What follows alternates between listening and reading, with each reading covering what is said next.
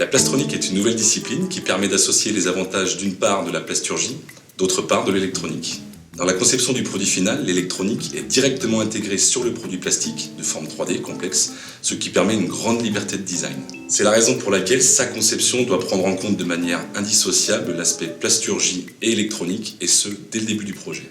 Ainsi, la plastronique permet de répondre aux nouvelles attentes des utilisateurs.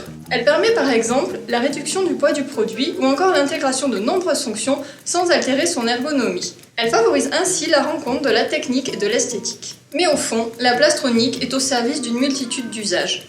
On peut imaginer de nouvelles applications qui pourraient impacter notre vie de tous les jours et même sauver des vies. La plastronique regroupe par ailleurs de nombreuses techniques, telles que le two-shot molding ou le laser direct structuring. Mais il en reste encore tellement à inventer.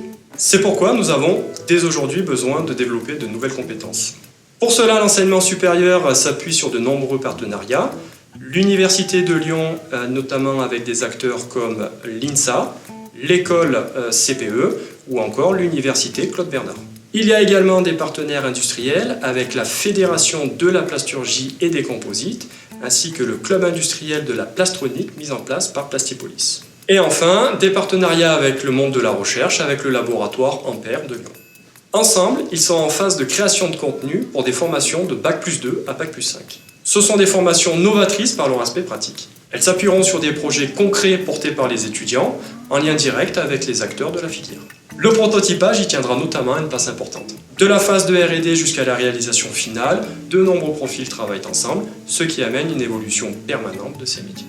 C'est pourquoi nous allons mettre en avant la pluridisciplinarité de la formation, parce qu'elle est aujourd'hui indispensable pour mener à bien un projet en plastronique. C'est une première en France et à partir de la rentrée 2017, la plastronique pourra aller bien plus loin en accompagnant la révolution de l'électronique des systèmes embarqués et l'Internet des objets connectés.